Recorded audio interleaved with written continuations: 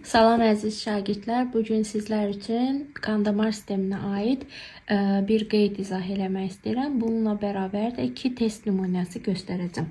Deməli, biz bilirik ki, arteriya, kapilyar, vena növünə görə 3 dənə damarımız var. Elə deyilmi? Və qanın axma ardıcıllığı arteriya, kapilyar, vena bu ardıcıllıqla axır. Lakin böyrək və qaraciyərdə bu iki orqanda istisnalığımız var.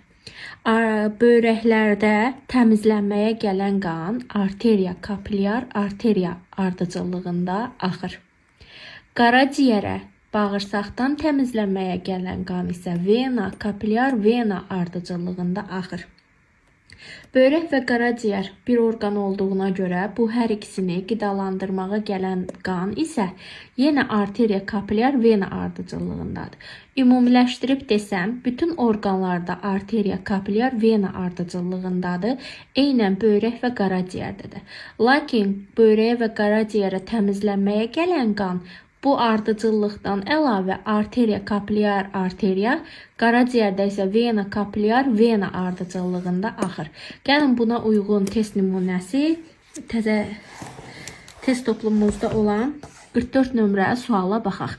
Deyir, qanın damarlarda verilmiş axma istiqamətinin ardıcıllığı insanın hansı orqanlarında mümkündür? Burada qeyd edib ki, arteriya, kapilyar, arteriya. Bayaq qeyd etdiyim kimi arteriya, kapilyar, arteriya ardıcıllığı böyrəkdə ola bilər. Mən deməli variantlarda böyrək axtarmalıyım. O yalnız D variantında var. Burada isə arteriya, kapilyar, vena ardıcıllığı bu bütün orqanlarda ola bilər. Cavab D. Bəzən şagirdlər deyir ki, bəs qaraciyərdə biz vena, kapilyar, vena dedik. Ola bilər, o da ola bilər. Lakin qaraciyər bir orqan olduğuna görə onda arteriya, kapilyar, vena ardıcıllığı da ola bilər. Cavabımız D. Bu hissəni tapdıqdan sonra burada bütün orqanlarda onsuz arteriya, kapilyar, vena ardıcıllığıdır. Növbəti testimiz isə Taym test toplusundan belə bir sualdır. 6 nömrəli.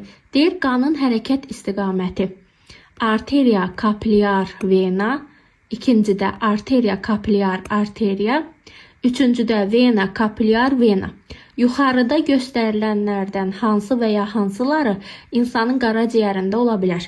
Qaraciyərimizdə ola bilir deyirsə, qaraciyərdə biz demişdik ki, arteriya, kapilyar, vena ola bilər. Bir orqan olduğu üçün bir. Bir də vena, kapilyar, vena ola bilər. Deməli 1, 3. Burada məsələn cavab olacaq D. Ola bilsin ki, qaraciyər yox, böyrək deyə bilərdi. Bu zamanda cavabımız olacaqdı nə? Həm 2-ni, həm 1-i götürəcəkdik.